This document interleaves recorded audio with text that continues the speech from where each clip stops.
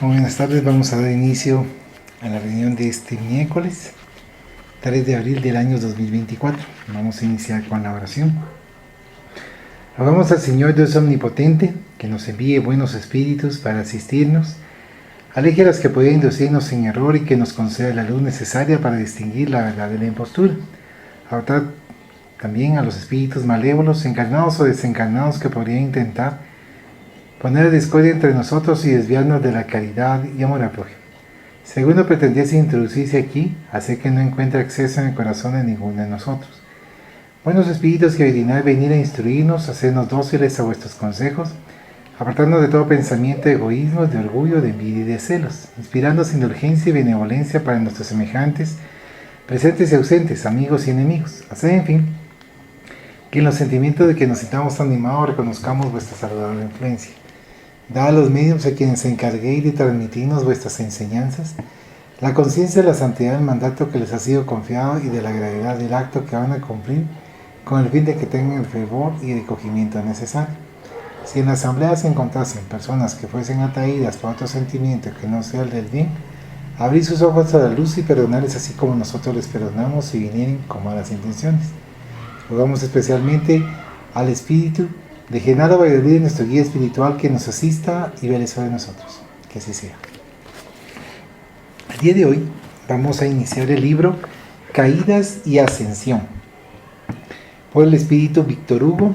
Fue dictado a nuestro hermano Divaldo Pereira Franco.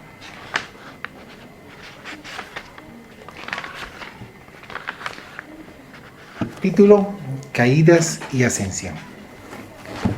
El ser humano, heredero de los impositivos antroposociopsicológicos del proceso de la evolución que en él yace, se encuentra en el camino de la perfección por medio de las sucesivas reencarnaciones a fin de alcanzar el nivel superior de ángel que le está reservado. Espíritu que despierta de la sombra hacia lo infinito de la luz, su marcha es lenta y segura, desarrollando los valores sublimes que duermen en su íntimo a medida que se libera de los atavismos ancestrales, animándose de claridades diamantinas. Momentáneamente, más vinculado a la tierra, donde amplía los recursos valiosos del progreso, que a las esferas superiores que lo aguardan. Avanza gradualmente entre percances que supera con los recursos incomparables del sufrimiento, a pesar de que podría conseguirlo mediante las gloriosas acciones del amor. Más interesado en los fenómenos hedonistas del mundo físico que en las expresiones trascendentes de la espiritualidad, casi siempre se compromete, cuando es vencido por las pasiones serviles, para caer en los desespeñaderos del crimen y del primitivismo, a fin de disfrutar al máximo, sin que tome conciencia de lo finito de la existencia corporal ante la permanencia de la vida plena. En razón de esa torpe opción, gasta mucho tiempo en el proceso de ir y venir, de nacer y renacer, sin alcanzar la liberación que necesita para seguir el fascinante viaje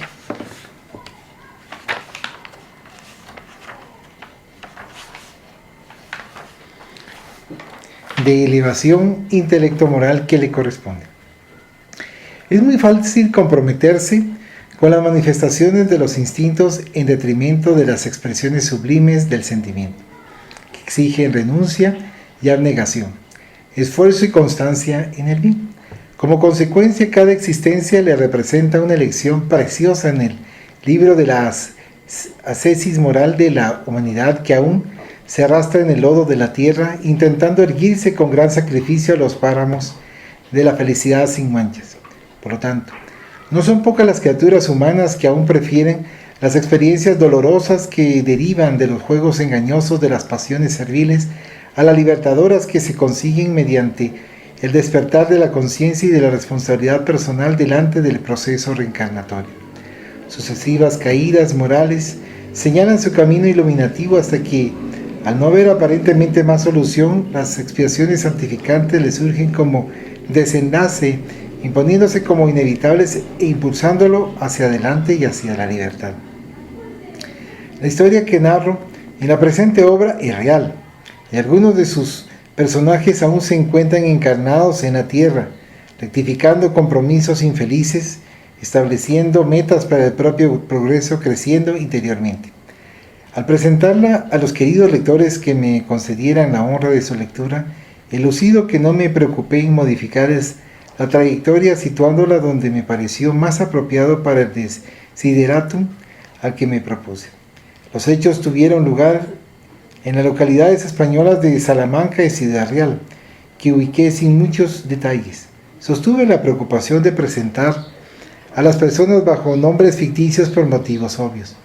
Igualmente mantuve el celo de estudiar los acontecimientos históricos de la época, sus conflictos nacionalistas a fin de definir los comportamientos de los involucrados en los dramas presentados, por haberme dedicado al análisis de su conducta moral y de sus intereses humanos, sociales, económicos y religiosos, que fueron de gran significado para la exposición, lo más fiel posible de los hechos que marcaron sus experiencias, promoviéndoles la existencia actual.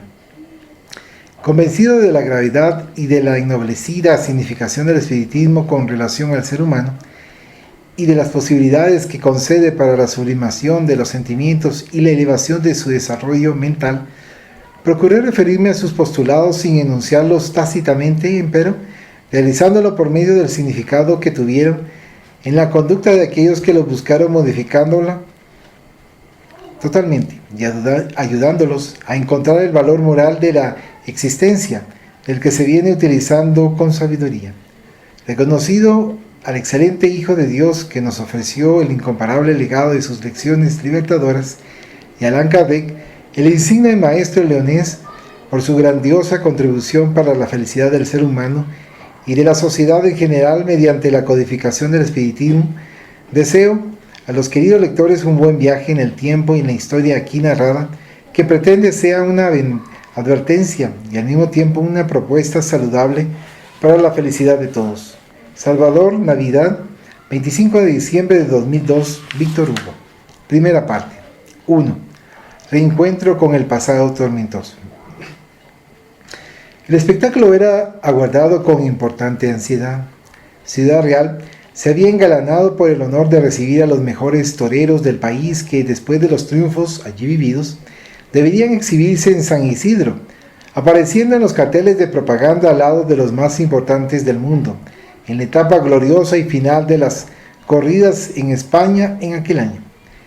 La tauromaquia es un deporte bárbaro que se remonta a la antigüedad. El hombre, no habiéndose despojado de los instintos primitivos, prosigue entregándose a los divertimentos salvajes a los que se acostumbró en los primeros periodos de su desarrollo. Una necesidad imperiosa ha predominado en él, mediante la cual se complace en el crimen, que constituye en sí un esparcimiento innoble, dando curso a las agresiones a pueblos y naciones que los transforman en esclavos y escombros, para que permanezcan la glorificación de su ego sanguinario y destructor. Las corridas de toros tuvieron inicio en la península ibérica, desde donde se esparcieron para otros países. Existe un bajorrelieve original de Tesalia, pie de página, región del este de Grecia, a orillas del Egeo, nota del traductor, en el cual un hombre domina a un toro, asegurándolo por los cuernos, expresando la lucha entre un ser humano y un animal irracional. Probablemente pudo haber tenido un carácter ritual de naturaleza religiosa bárbara, transformándose después en combate violento entre la fuerza bajo el comando de la inteligencia y la brutalidad instintiva, en la cual no siempre el vencedor es el hombre. En España en particular, donde el animal debe morir, lo mismo que acontece en otros países que heredaron su macabra tradición, romanos, griegos, árabes, todos los pueblos que la conquistaron en el pasado, adquirieron el horrible hábito y lo llevaron a sus países. Y Plinio, el historiador, refiere que el propio Julio César, que allá estuvo, llegó a experimentar el placer infeliz de punzar al animal. A pesar de las transformaciones sufridas a partir del siglo XVIII, cuando dejó de tener un carácter aristocrático, la práctica se transformó en una diversión popular lucrativa, que proporciona una fortuna colosal a sus aficionados, quienes, semejantes a buitres, se alimentan de la mortandad que disputan. La cultura, la ética y la decantada civilización aún no consiguieron extirpar esa llaga de los placeres salvajes, ni esculpir en el hombre el respeto por la vida bajo cualquier forma en que se manifieste, particularmente la del animal que ha sufrido de ella malos tratos y exterminio sistemático por muchos siglos. A su vez, esta conducta desarrolla y mantiene la belicosidad que la conduce a la compulsión homicida, a la traición, a los crímenes. Esos estados guerreros y macabros son preservados en los deportes violentos, aún hoy en boga, además de otros denominados radicales, en que la vida no tiene el menor significado a fin de atender al aturdimiento personal y a la búsqueda de emociones fuertes en grupos sociales vacíos de objetivos y de significados existenciales, que la verdadera civilización habrá de desterrar de sus espectáculos, optando por aquellos otros que desarrollan el físico, pero que también mantienen la dignidad humana y el derecho de la sobrevivencia de los animales, que apenas son inferiores en la escala zoológica. Infelizmente, agrediendo los patrones del progreso tecnológico y moral del ser humano, durante el nuevo milenio son movilizadas importantes fortunas en la preservación de riñas de gallos, de perros, de pájaros, en luchas del box y otros equivalentes, manteniendo el apetito de sangre en las arenas modernas, favoreciendo el desarrollo de organizaciones mafiosas que sustentan y explotan a sus fanáticos, transformándolos en nuevos dioses, en modernos e incomparables gladiadores. Como si no bastasen esos lamentables hechos, continúan por las calles de algunas ciudades llamadas civilizadas, en países que se creen dignos del galardón de pertenecer al primer mundo, las corridas de toros por las calles, celebrando acontecimientos religiosos en cuyas fiestas son vilmente muertos o quemados vivos, cuando se les atan antorchas a los cuernos y los espantan a fin de que la velocidad de su movimiento atice más las llamas. No solo esas vergonzosas acciones son consideradas diversiones, en otros lugares algunas cabras son colocadas en las torres más altas de las iglesias, en cuanto un público desvariado las desafía mediante acusaciones y libertinaje, insultos y provocaciones que al no ser respondidos despiertan la ira de la turba, quienes entonces las arrojan de lo alto, matándolas porque no supieron defenderse. El primitivismo del ser humano aún es espantoso, solamente porque se niega al proceso iluminador, al desarrollo de su potencial de belleza y divinidad que en él se encuentra adormecido, aguardando apenas su contribución para el pleno y compensador despertar.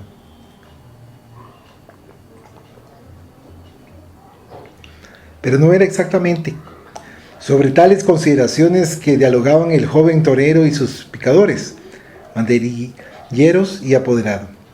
El joven Pilarcito venía de una jornada coronada de glorias en arena desde los 5 años, cuando asistió a una primera corrida. El virus de la tauromaquia se le infiltró en él, despertando el hábito infeliz que dormía desde hacía decenios en lo recóndito de la inconsciencia espiritual. Fue su padre quien lo llevó a un espectáculo a pesar de ser un niño, sin tener en aquel momento ningún interés por la matanza legal.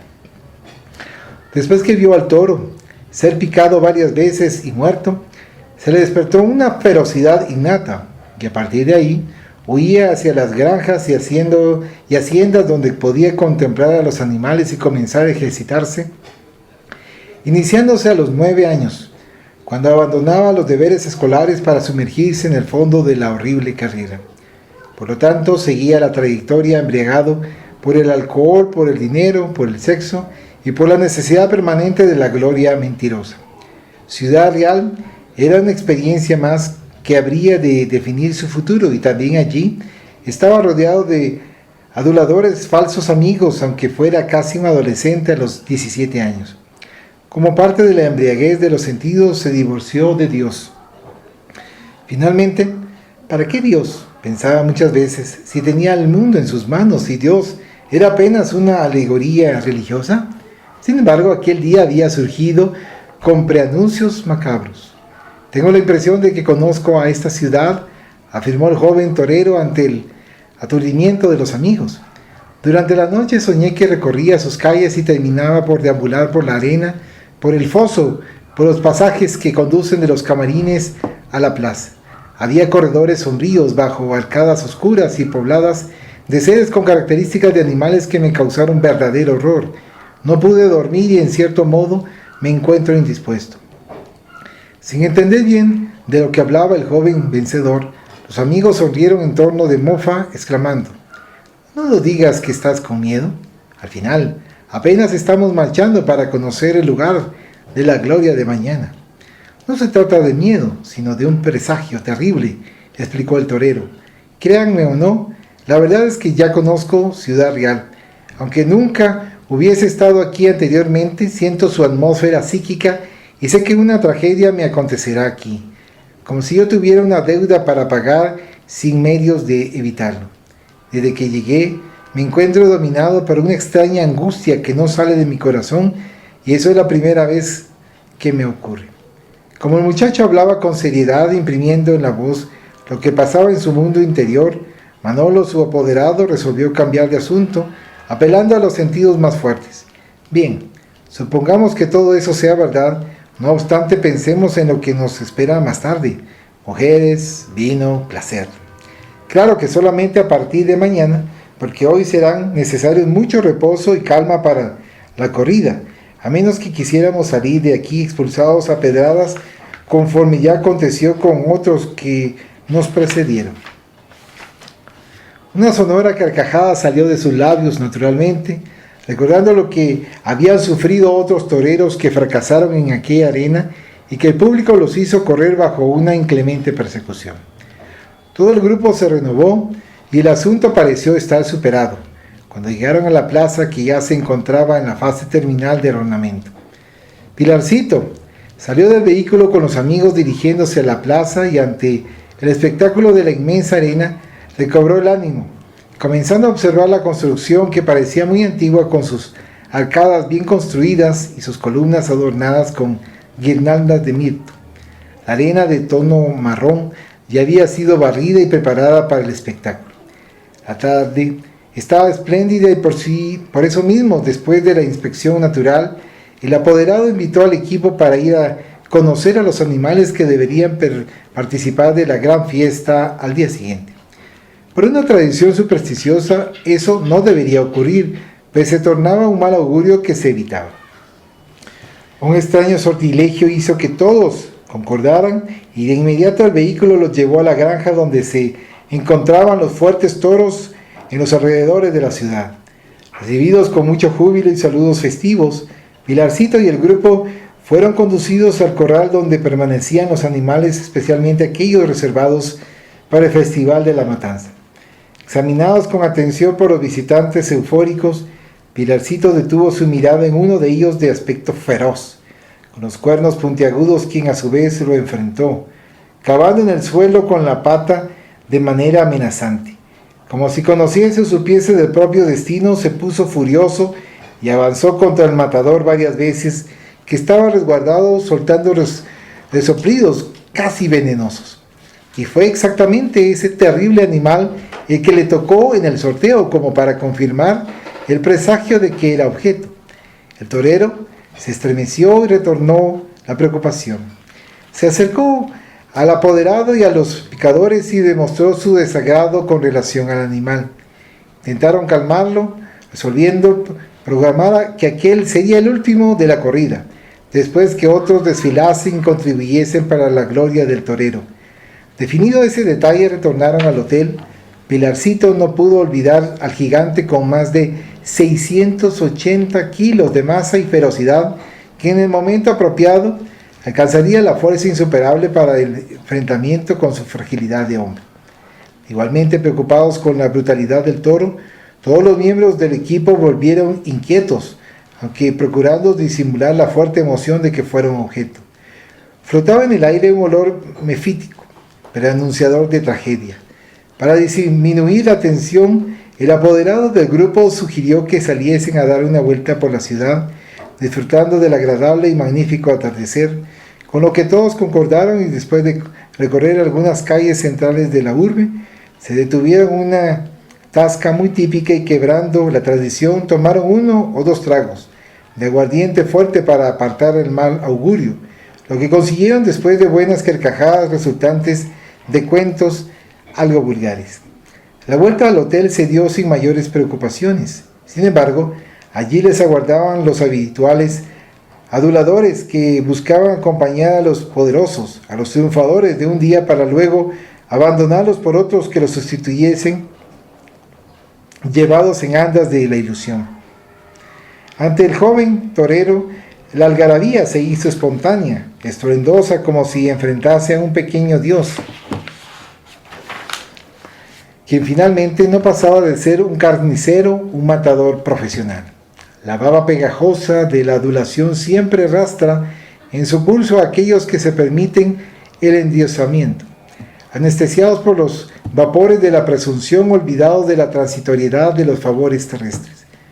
Por otro lado, la inmadurez del joven arrojado a la voluptuosidad de las pasiones y del profesionalismo por personas tan pervertidas como explotadoras, respondía por la embriaguez de los sentidos que se permitía. La fanfarronería muy propia de los individuos inexpertos e irresponsables se sentía exaltada delante de la adulación de sus aficionados que le aguardaban el mayor triunfo en la corrida señalada para la tarde del próximo día. Transcurrieron las horas entre promesas de gozo y lucro, cuando el apoderado estableció la necesidad de recogimiento al lecho de todo el equipo para el indispensable reposo. Pilarcito pasó de la depresión en que se encontraba a la exaltación. Le parecía que todos estaban arrobados por su júbilo. Se veía ya en el traje azul brillante, ornado y ajustado, realzándole el porte alto y delgado que despertaba envidia y el tórax fuerte que fascinaba a las mujeres siempre ansiosas por especímenes nuevos. Ante esa natural evocación sonrió de alborozo y expectativa, mal aguardando los próximos acontecimientos. Esa no era su conducta habitual. Es cierto que la víspera siempre se le presentaba inquietante con interrogantes y ansiedad controlada. Tal era la certeza de los triunfos que se manifestaban casi automáticamente. Sin embargo, en aquel momento todo era diferente. Demoró en adormecerse, hasta que fue vencido por un torpor extraño. Como si los nervios se relajaran después de una demorada dilatación, ese entorpecimiento estaba acompañado de una desagradable sensación de asfixia, oprimiéndole el pecho que parecía llevarlo al estertor de la angustia. Comenzó a agitarse deseando desembarazarse de la desagradable constricción cuando sintió una fuerte perturbación mental seguida por un vértigo incontrolable. Estaba aturdido en medio de esa manifestación nada común, que jamás antes lo había asaltado cuando se vio fuera del cuerpo, como si estuviera flotando por encima del lecho y se observase de cúbito dorsal roncando agitadamente. Aún no había adquirido la lucidez necesaria cuando se sintió agredido por una chusma de extraños personajes de mala catadura que lo acusaban, utilizando palabras vulgares y expresiones crueles, diciéndose sus víctimas e informándole que les había llegado el momento de la venganza. Pilarcito, destituido de cualquier información espiritual, desprovisto de los valiosos recursos de la oración, fue cometido por el pavor y disparó en una desenfrenada carrera sin rumbo, la que terminó en los paisajes sombríos de la plaza de toros, conforme pensó.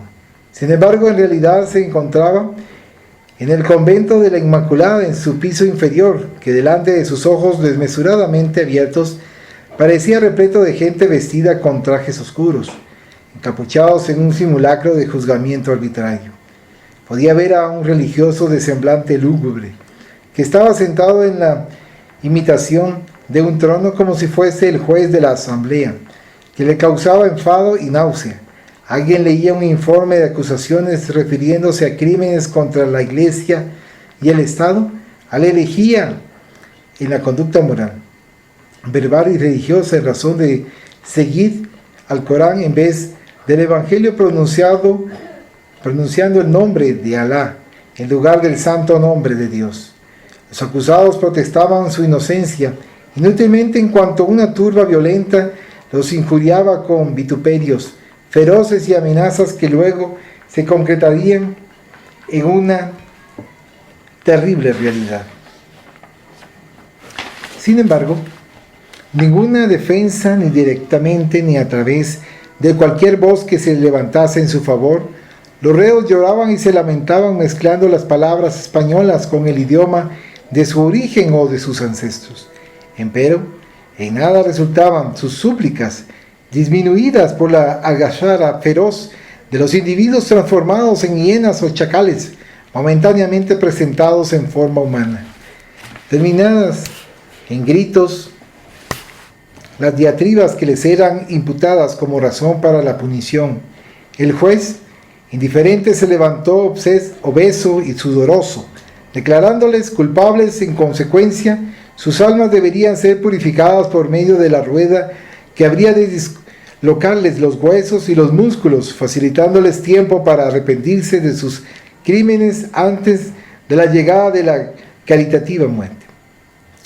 Pilarcito se detuvo a mirar al verdugo y se sintió terriblemente atraído por un psicópata insensible, dándose cuenta por la alta carga de emociones experimentadas que se trataba de él mismo, por medio de un sortilegio que no le era posible identificar o por lo menos entender.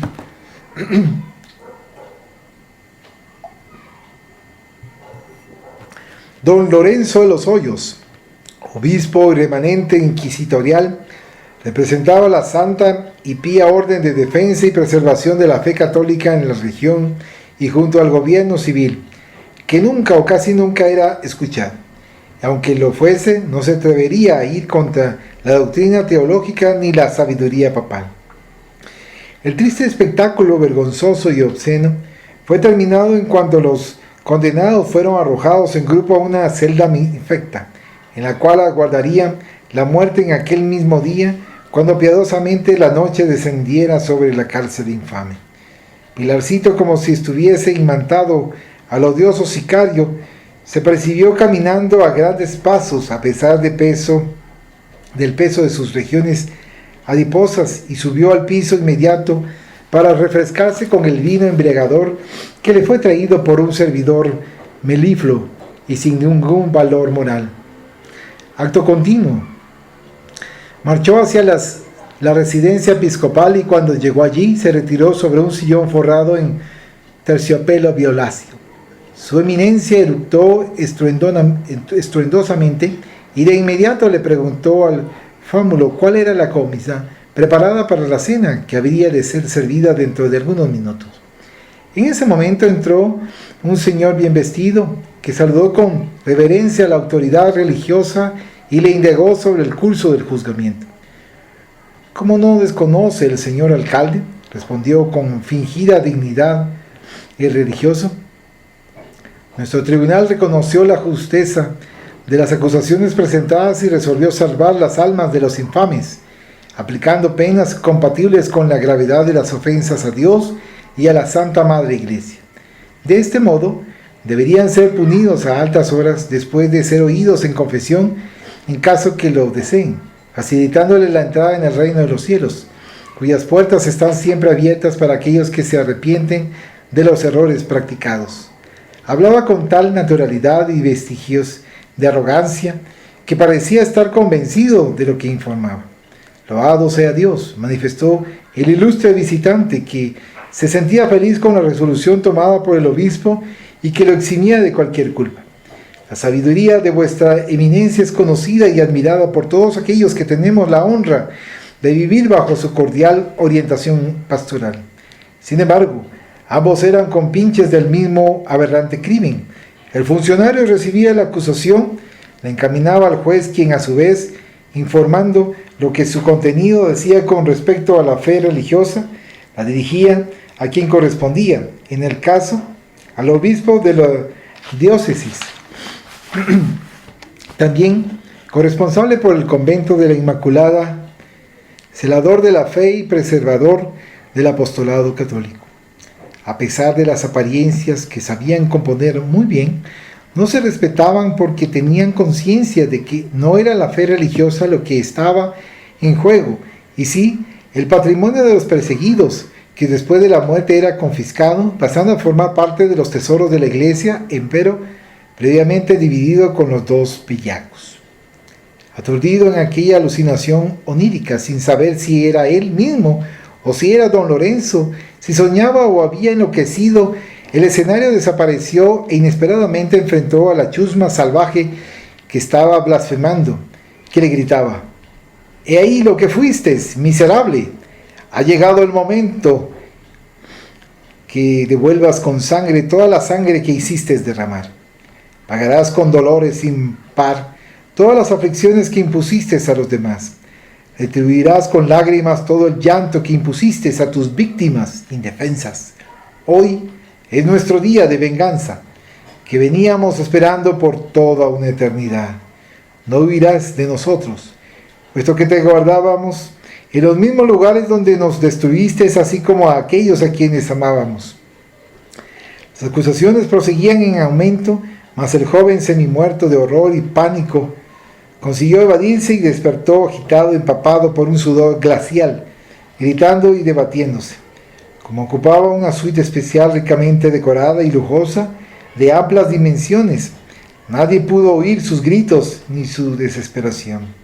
El torero se levantó aturdido, abrió las amplias ventanas y recibió en el rostro congestionado el agradable y frío viento de la noche.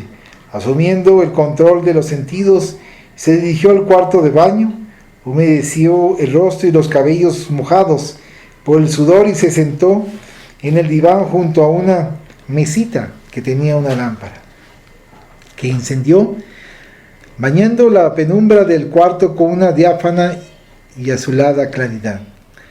Buscó de coordinar las ideas, repasar los acontecimientos que estaban nítidos en su memoria y los revivió con toda riqueza de detalles.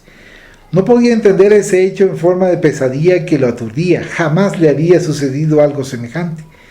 ¿Quién sería don Lorenzo?, se preguntó confundido.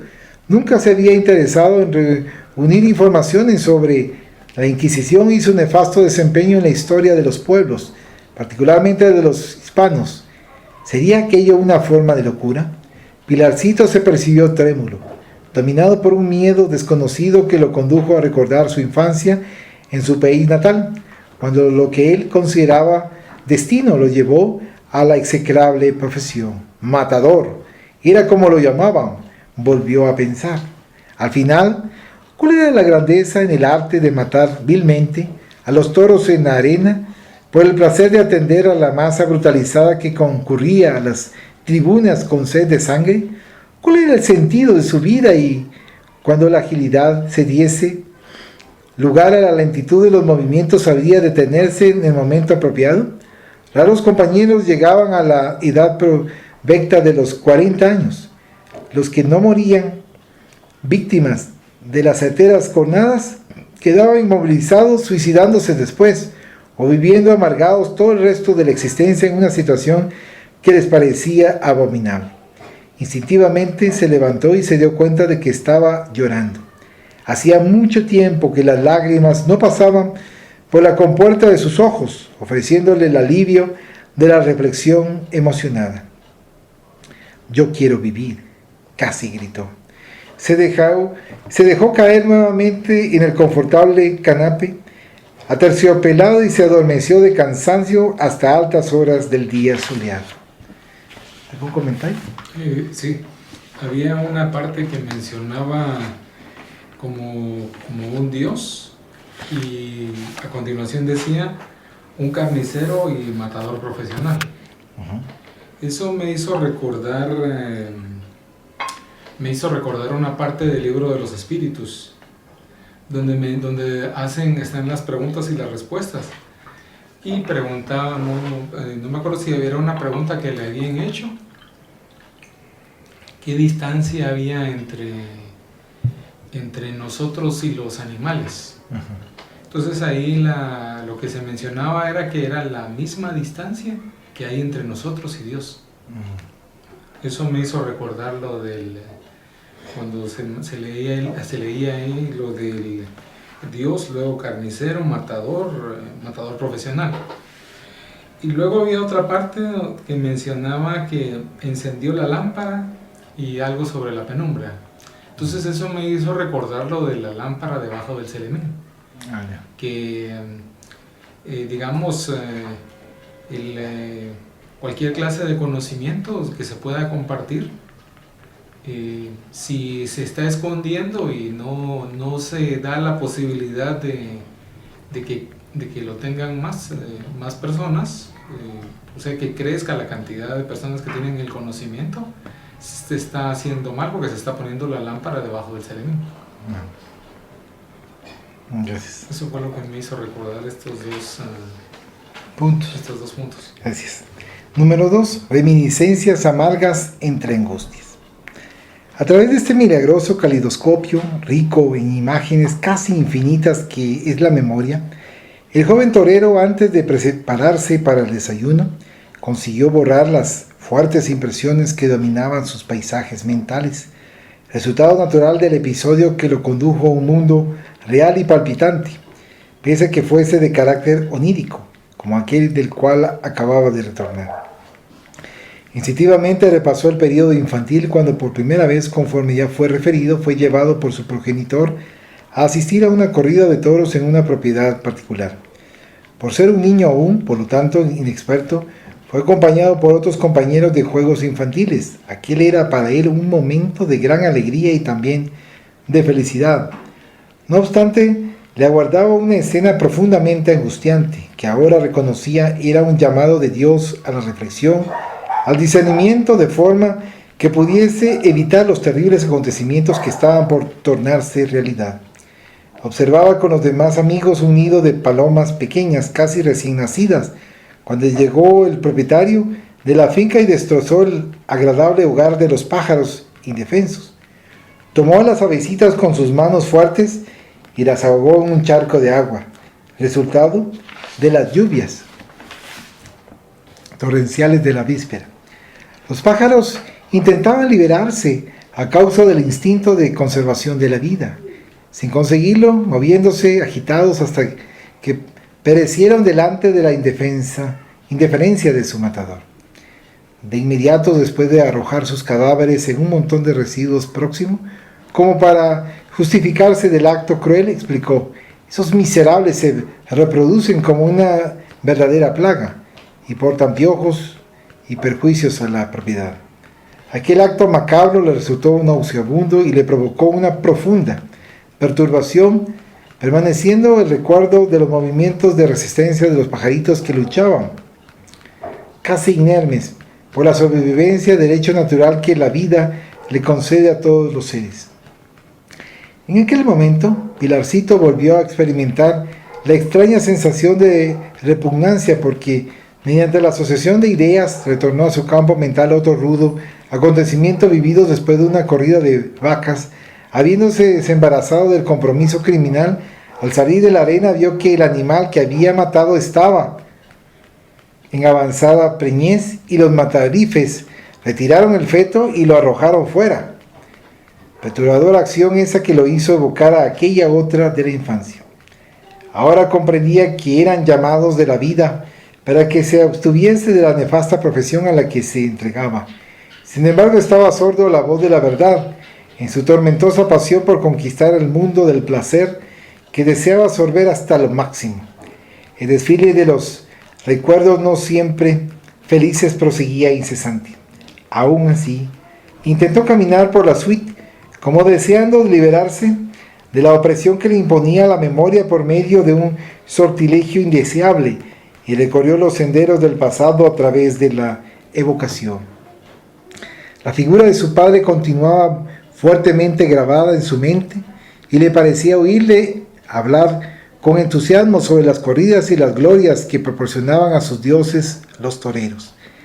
En la sucesión de los años volvió a ver las corridas de los toros que pasaron a fascinar su mente juvenil.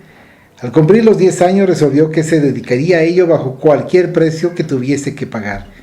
Muchas veces faltaba a las clases escolares para ir a ver a los animales de las fincas próximas y comenzar a enfrentarlos con la connivencia de los picadores encargados de acompañar a las bestias fieras, azuzándoles los instintos. Tenía la sensación de que conocía los meneos, los movimientos y sentía la audacia de los triunfadores. Tal era la facilidad con que manejaba la capa y la espada, muchas veces imaginarias. Una mirada atenta y ya era descubierto por dos cuidadores de toros que se predispusieron a iniciarlo en el extraño arte. Al constatar su tendencia innata, a partir de ahí la pasión le tomó todo el cuerpo y el alma, viviéndola intensamente. A los 11 años de edad le confesó a su madre su anhelo de dedicar su vida a las corridas, informándole inclusive que venía faltando a la escuela, así como el deseo irrefrenable que tenía de abandonarla definitivamente. Dominada por el recelo, la señora de Los Ángeles discutió con el pequeño soñador la necesidad de informar a su esposo y padre, preparándose para auxiliar al hijo conforme sucedería después. Luego de oír la narración entusiasta del preadolescente con su honestidad aún infantil y la anuencia de la madre, don Armando de Los Ángeles, Saucedo, aceptó el desafío educacional del niño, imponiéndole la condición de concordar con su decisión siempre que no abandonase los estudios, concluyendo por lo menos la fase secundaria que precede a la universidad. Ante el acuerdo de todos, el asunto quedó definido y el joven Juan Miguel cedería lugar para que naciese Pilarcito, porque cuyo nombre se tornaría célebre y desgraciado. La gloria de la carrera fue fulminante. Sus pasos semimágicos llevaban a las plateas devoradoras casi el delirio, aclamándolo con locura.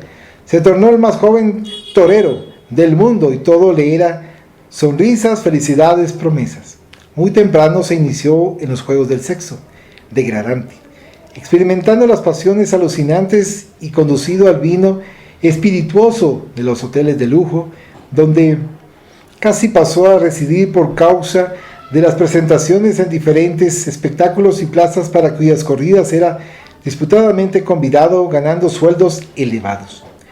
No siempre el padre podía acompañarlo en razón de sus compromisos profesionales, en la condición de médico que era próspero y respetado. Contaba 16 años cuando otro hecho nada común le sucedió. Esto ocurrió al exhibirse al lado de un famoso y experto compañero que se llamaba El Conquistador. Al saludarlo por primera vez tuvo la impresión de conocerlo, y una gran empatía dominó sus sentimientos, en lo que fue correspondido por el nuevo compatriota. Se tornaron amigos inseparables, como si el destino los hubiese reunido para algo de mucha relevancia. Realmente, la de ambos sería una caminata especial. En oportunidad en que los dos se presentaban, el conquistador debía cerrar la fiesta enfrentando a un toro especialmente reservado para aquel final arrebatador. Cuando el negro animal de raza Miura, voluminoso y salvaje, apareció en la arena, excavando el suelo y bufando por las fosas nasales dilatadas, un extraño silencio se hizo en la plaza repleta. Un presagio cruel se adueñó de los asistentes, que no se permitieron aclamar al animal ni a su toreador como era la costumbre. El ballet, que sería trágico, tuvo su inicio con la fanfarria, las músicas en los clarines estridentes, el resonar de los tambores y todo el equipo agitándose. Celoso ante el animal, que resoplaba enfurecido bajo la instigación del salvajismo, provocado por los picadores a caballo que eran enfrentados por la fiera voluminosa que investía contra los animales, intentando herirlos y clavando los cuernos en el cuero protector de las monturas inmensas. Pilarcito no pudo ocultar el pavor que lo dominó, temiendo por la vida del compañero que se encontraba en el auge de la fama. Aplicadas algunas banderillas coloridas en el pescuezo del animal feroz, los provocadores del toro se apartaron al fin de que la lucha se trabase desigual. En el instante del enfrentamiento de la fiera con el hombre, la arremetida del toro, con un peso superior a los 600 kilos, ahora aumentado con el impacto de la velocidad de la furiosa carrera en dirección al torero, se hizo temeroso, provocando un silencio sepulcral en la platea ávida de sangre. Cuando el animal avanzó con la cabeza abajo, preparada para el golpe irremediable, el hábil torero hizo un movimiento con la capa bajo la cual estaba la espada, girando con belleza y permitiendo que la fiera siguiese su carrera, perdiendo la arremetida. La plaza, electrizada, se irguió en un grito unísono y grandioso: ¡ole! Una nueva tarima, una nueva tentativa y otro paso ágil y hermoso mantuvo el delirio de todos, anulando aparentemente en forma definitiva el augurio infeliz. Sin embargo, en la etapa final, cuando debería ser aplicado el golpe fatal, el joven saludó a la inmensa platea fascinada y se preparó con destreza y magia a batir frente a frente al animal vencido. Todo sucedió en un instante. El toro avanzó con celeridad. La capa colorida estaba distendida por la mano izquierda del torero y levemente movida por la brisa de la tarde. En cuanto a la espada, fuertemente asegurada por la mano derecha, se levantó para dar el golpe certero que debería ser fulminante, y la fiera, en un movimiento brusco, instintivo, sacudió la enorme cabeza, que se volvió para la izquierda y alcanzó en la ingle al adversario, arrojándolo a la distancia y luego retornando con toda la fuerza para despedazarlo. Un grito de espanto, dolor y desencanto recorrió todas las tribunas y palcos privilegiados, así como al equipo vigilante que corrió en la dirección del animal para desviarlo del intento macabro, y que solamente consiguió, luego del joven ser pisoteado y nuevamente alcanzado en la espalda, en razón de la posición de defensa que había tomado cuando cayó al suelo curvándose. El pandemonio que dominó la arena apartó al Miura, que continuó agresivo, excavando el suelo con la pata y tirando la arena al aire. En cuanto los camilleros corrieron precipitadamente y llevaron al torero adentro del edificio en su parte inferior, al fin de recibir los primeros auxilios y después de ser conducido al hospital para su inmediato tratamiento quirúrgico.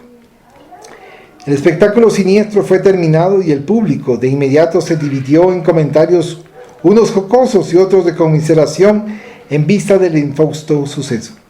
Pilarcito acompañó al amigo recientemente y participó de toda su tragedia en los días inmediatos, cuando, después de la cirugía, fue constatado que él jamás volvería a la arena y permanecería en una silla de ruedas por el resto de la existencia, por causa de la tetraplegia que resultaron de las cornadas del animal feroz. En aquel momento, recordaba, se tornó el natural heredero de El Conquistador, ocupando su lugar en la fama que la infelicidad le retiró de manera tan cruel.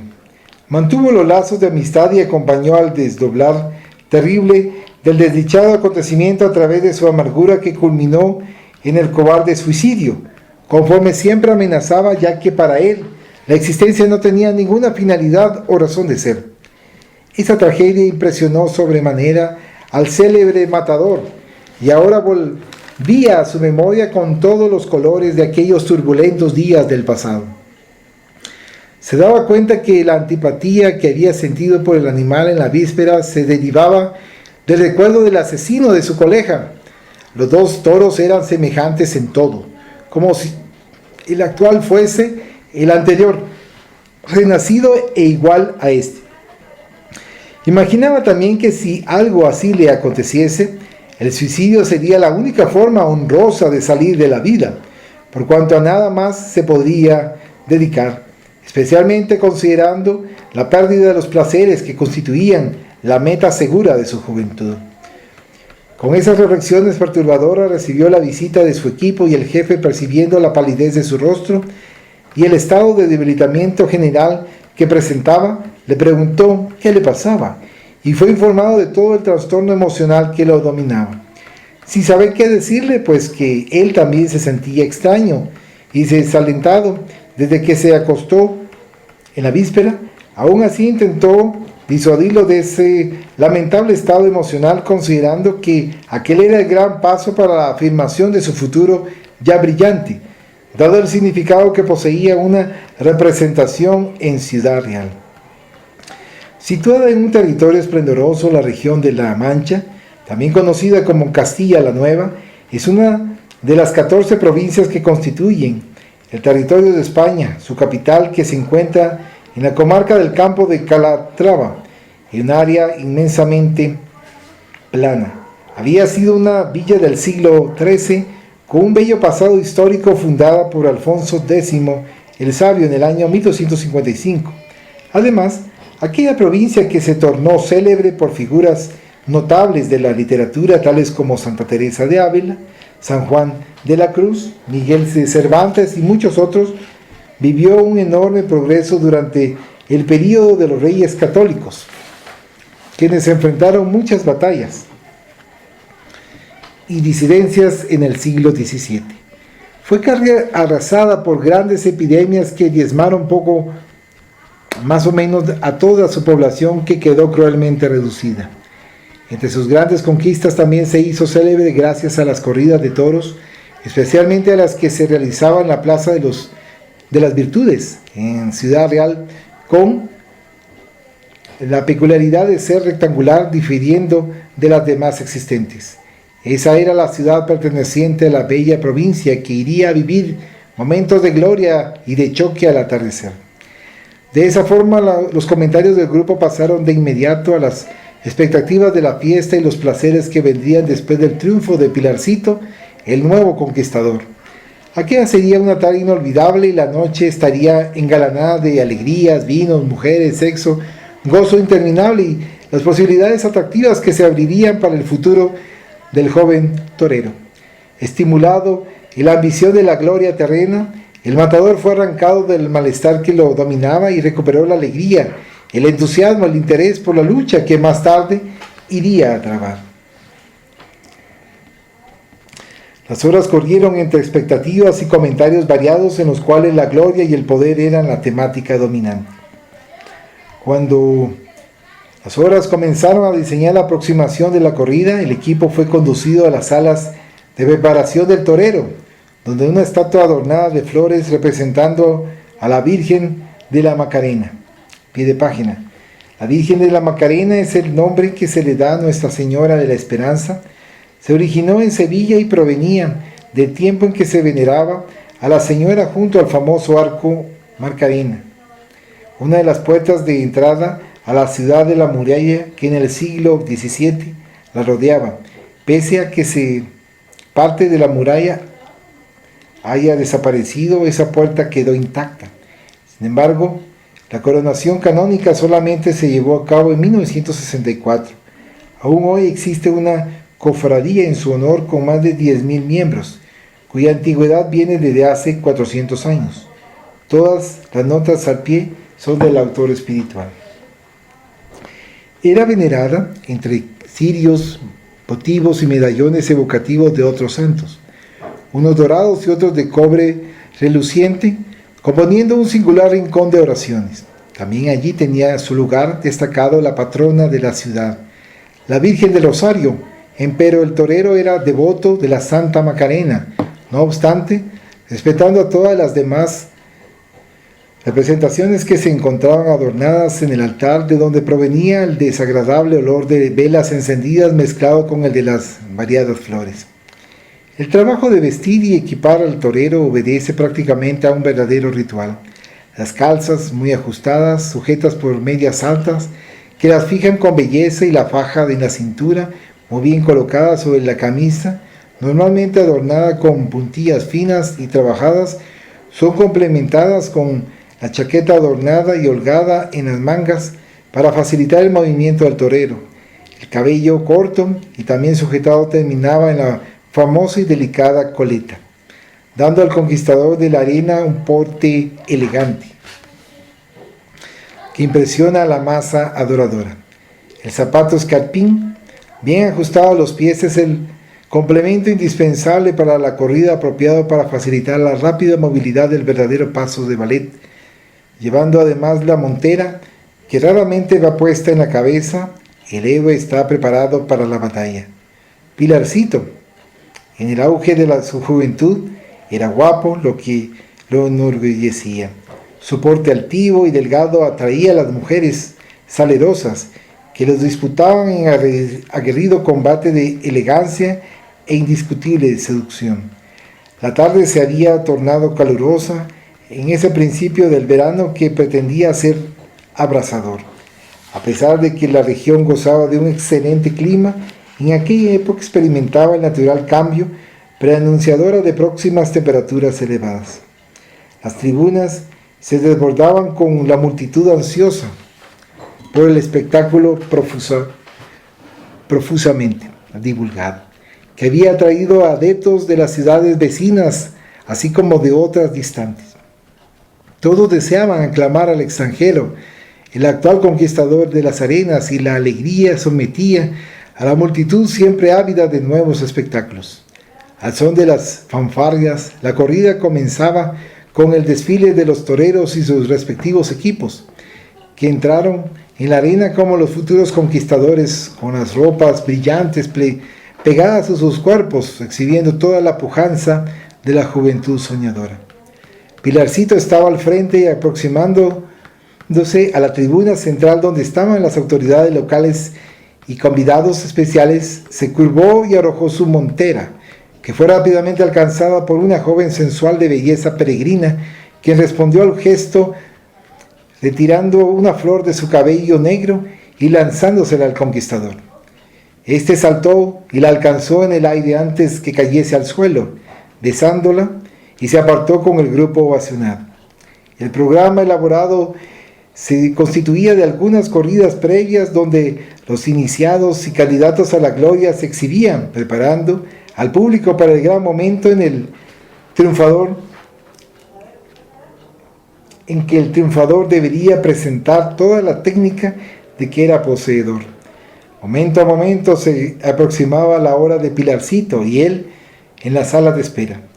Se arrodilló a los pies del altar de la Virgen de la Macarena, entregándole la existencia como era habitual entre los toreros. No era un supersticioso en el sentido amplio de la palabra, ni un religioso convencido. Aceptaba los hábitos de la fe dominantes sin mucha creencia, repitiéndolos automáticamente sin la flama ardiente de la convicción.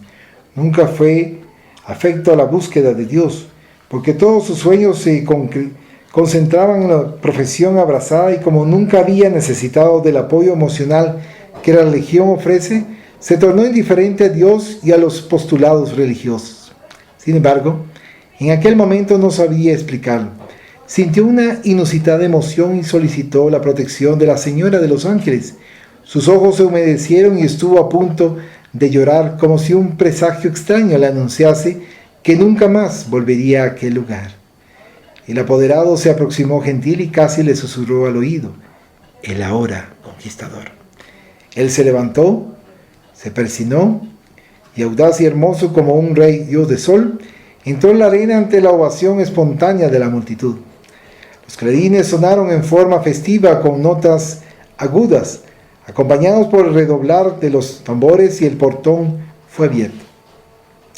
Todos los ojos se clavaron en aquella dirección, de donde salió un Miura negro, que se mostró como un gigante furioso avanzando en la dirección del grupo colorido que le llamaba la atención. La fiera bufaba furiosa, como con las narices dilatadas y mojadas por la respiración jadeante. Excavaba en el suelo y remetía contra todo y contra todos los que surgían delante de sí. El conquistador, sin ocultar la sorpresa con relación a lo que fuera establecido, miró a los compañeros y experimentó un tremor, tras lo cual avanzó con coraje, gallardía y rebeldía íntima, sintiéndose traicionado con respecto a lo que había sido convenido. Los picadores se enfrentaron los primeros ataques de la fiera con la lanza de madera terminada en una punta en forma de pequeña pirámide de acero, que tiene la finalidad de clavarle en lo alto del pescuezo donde se sitúa la fuerza taurina. Concomitantemente, los banderilleros atraían al animal, que parecían negarse a salir del objetivo de vencer al desafiante, y con movimientos rítmicos le aplicaron las banderillas adornadas que provocan dolores violentos, azuzando aún más la alucinación y la ferocidad del animal. En cuanto eso sucedía, el torero observaba las características de agresividad y ataque del toro, su fuerza y celeridad, sus reacciones defensivas. En ese ínterin, otros toreros realizaron los convencionales movimientos con la capa, aturdiendo a la fiera, preparándola para la etapa final. El animal, terrible, herido y encolerizado, al ver al joven frágil a solas en la inmensidad de la arena, que le hacía señales con la muleta, avanzó en desenfrenada carrera en su dirección, atraído por el tono rojizo y galoneado de amarillo oro de la capa flotante en el aire. Cuando parecía inminente su muerte entre los cuernos puntiagudos del toro, él giró con elegancia un pase de capa gracioso y el animal pasó resoplando a pocos centímetros de su tórax, para luego retornar con mayor poder de violencia. Como si conociese el destino que lo aguardaba, el toro embistió con todas las fuerzas en la dirección de su desafiante, que parecía petrificado, y en el justo momento en que parecía ir a alcanzarlo, dándole el golpe con una cabezada, fue defraudado por el movimiento ágil y bien realizado por su antagonista. El animal frenó, casi cayendo, y dejando marcas bien profundas de sus cascos poderosos en el piso, cambió de dirección, retornando con mayor furia. Todos sus músculos se encontraban rígidos, los ojos desencajados, en cuanto una baba pegajosa, blanca, escurría por la boca entreabierta. El cuerpo voluminoso aumentaba de tamaño a medida que se aproximaba al hombre quieto en la arena. Igualmente tenso, y nuevamente arremetió como si desease despedazarlo. Otro movimiento diestro y el animal pasó trémulo, rozándole el vientre contraído. El aplauso y los gritos, los olés, retumbaron por la inmensa arena. La expectativa dominó la plaza y todos, con la respiración reprimida, aguardaron la llegada del final de la lucha entre el hombre y el animal por medio de la estocada certera. El animal se ve acosado o sufre el hambre y sale a la caza. Se nutre hasta estar con el apetito saciado, dejando los restos para los buitres, chacales y hienas. Fuera de esos momentos, aún en su estado salvaje, convive con las demás especies sin perseguirlas ni perjudicarlas. Sin embargo, el ser humano, poseedor de raciocinio e inteligencia, de sentimientos y capaz de razonar, mata por placer cuando es contrariado, en disputa espontánea, despacio, por deporte, por crueldad, complaciéndose en el festín de la ferocidad que ya debería de haber abandonado, pero al cual se entrega con euforia. Sean las cacerías habituales a las codornices, patos, osos u otros animales, o aquellas elegantes contra los oros, cuando jaurías feroces los sitían en cuevas o los acorralan, para que sus perseguidores, muy bien equipados con armas de excelente calidad y puntería, sin correr ningún riesgo, los asesinan cobarde y ilegalmente, disputando la ociosidad y ostentación en los castillos donde se divierten y desperdician la existencia que podían dedicar a algo más noble y útil para ellos mismos y la sociedad. La industria de la caza moviliza importantes sumas y sustenta a millares de trabajadores que viven para su manutención, a fin de que los aficionados puedan dar sueltas a sus sentimientos bestiales y a los instintos agresivos, imposibilitados como se encuentran de salir a la caza de su prójimo, lo que mucho gustaría y que consiguen cuando ocurren los linchamientos aplicados a otros infelices que fueron prendidos en las tramas de la ley, o son arrancados indefensos de las cárceles donde purgan, y aún antes de cualquier juzgamiento son insanamente destrozados por los que se creen en el derecho de hacer justicia con las propias manos. Conforme sucedió con el duelo, que desapareció legalmente de la faz de la tierra, vestigio que era del barbarismo aún predominante en la criatura humana, día vendrá, no muy distante, en que esos deportes criminales pasarán a la ilegalidad, después serán eliminados de la tierra, cuando el planeta cambie de posición moral en la escalada de los mundos. Trabajen todos los hombres y mujeres a favor de ese futuro acontecimiento feliz desde hoy, modificando las tendencias primitivas y transformadoras en recursos de solidaridad y de servicio a favor del progreso de la humanidad. Así finaliza el numeral 2. ¿Algún comentario? Había una parte que mencionaba la reminiscencia. Y entonces, cuando se habla de reminiscencia en esa parte que se había mencionado, estaba hablando del presente, de la vida presente. Sí. Entonces, en ese caso yo considero que está bien, ¿no?, tener los recuerdos presentes que pueden servir de advertencia para no volver a cometer los mismos errores. Sí. Se da bastante la situación de que viene alguien y me dice, mira, me hiciste tal cosa, o mira, me hizo tal cosa, y yo, a mí ya se me había olvidado. Pues sí, porque yo fui el que ofendió, yo fui el que lastimó, pero quien recibió la ofensa o quien resultó lastimado no va a olvidar así como olvido yo.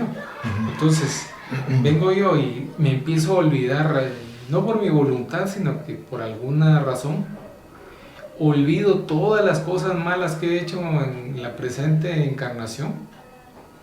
Entonces no voy a tener una guía, digamos, de lo que no debo hacer, sino que de ahí, sí, es que cometí tal error.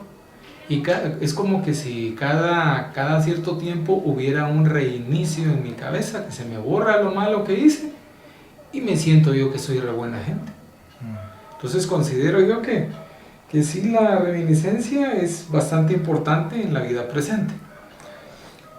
Porque también eso me hace recordar la situación de la reencarnación, donde ahí cambia la cosa, porque ahí se da un olvido del pasado que tiene, digamos que tiene su razón de ser en el sentido de la planificación para la presente encarnación, porque se me olvida el bien que hice en otras encarnaciones para que no me vaya a dominar el orgullo en esta. Se me olvida el mal que hice, porque puede ser que el remordimiento me paralice y ya no accione. Entonces, en cambio, en la vida presente se podría decir que los recuerdos, reminiscencias de lo que he hecho bien o mal en esta vida, me sirven, porque son unas situaciones hasta cierto punto se podría decir que son inmediatas o un pasado inmediato, tomando en cuenta que la vida, aunque sean 100 años, es un suspiro ante la eternidad. Había otra parte que también se había mencionado sobre el cobarde suicidio. Como ya